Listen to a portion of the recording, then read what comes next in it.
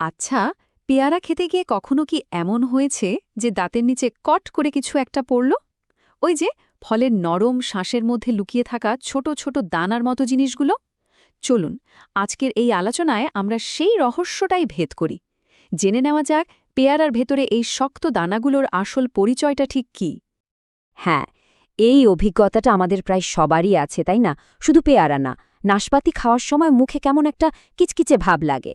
এই অনুভূতিটা আসে কোত্থেকে? আসলে ফলের নরম শ্বাসের ভেতরেই কিছু খুব ছোট কিন্তু ভীষণ শক্ত কণা লুকিয়ে থাকে। তো আসল প্রশ্নটা হলো, এই শক্ত দানাদার জিনিসগুলো আসলে কি?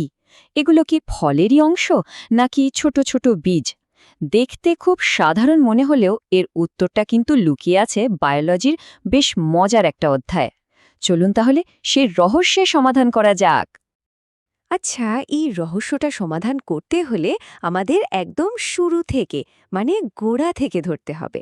আর জীবজগতের সবকিছুর গোড়ায় কি আছে? ঠিক ধরেছেন, কোষ। আমরা তো জানি যে কোনো জীবদেহের গঠন আর কাজের মূল এককই হলো কোষ। ব্যাপারটা অনেকটা বাড়ি বানানোর মতো। অনেকগুলো ইট একটার পর একটা সাজিয়ে যেমন একটা দেয়াল তৈরি হয়, ঠিক তেমনি অনেকগুলো কোষ একসাথে মিলে তৈরি করে কলা বা টিস্যু। আবার এইরকম বিভিন্ন কলা একসাথে মিলেমিশে তৈরি করে উদ্ভিদের এক একটা অঙ্গ, যেমন ধরুন মূল, কাণ্ড কিংবা পাতা। এখন উদ্ভিদের এই কলা বা টিস্যু কিন্তু মোটা দাগে দুই রকমের হয়। একদিকে আছে ভাজক কলা, যার কাজ হলো সারাক্ষণ বিভাজিত হয়ে গাছকে বড় করে তোলা। আর অন্যদিকে আছে স্থায়ী কলা, যার মূল কাজ গাছকে সাপোর্ট দেওয়া, সোজা কথায় মজবুত করা। আমাদের আজকের আলোচনার ফোকাস কিন্তু এই স্থায়ী কলার দিকেই থাকবে। একটা জিনিস কি কখনো মাথায় এসেছে? আমাদের তো হাড়ের কঙ্কাল আছে, তাই আমরা সোজা হয়ে দাঁড়াতে পারি। কিন্তু গাছপালা কিভাবে সোজা হয়ে দাঁড়ায়? ঝড় বৃষ্টির মধ্যেও নিজেদেরকে টিকিয়ে রাখে কিভাবে? এর উত্তরটা কিন্তু লুকিয়ে আছে ওই বিশেষ ধরনের স্থায়ী কলার মধ্যেই, যা গাছকে একটা কাঠামোগত শক্তি বা স্ট্রাকচারাল সাপোর্ট দেয়। এই বিশেষ কলাটার একটা দারুণ নাম আছে, স্ক্লেরেনকাইমা।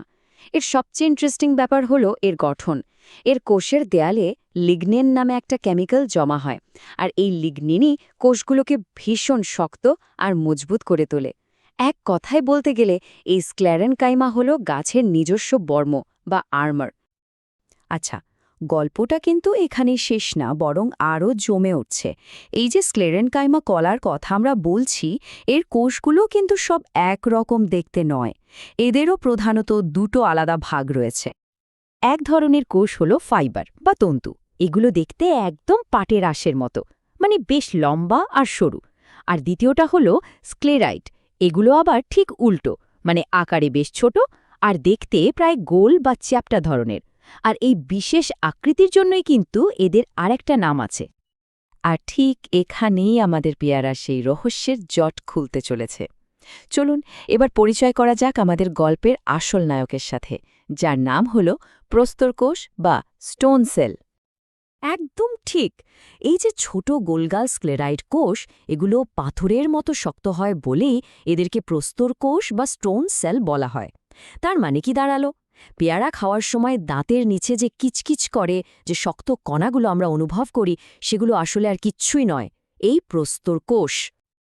বাহ, তাহলে তো পরিচয়টা জানা হয়ে গেল।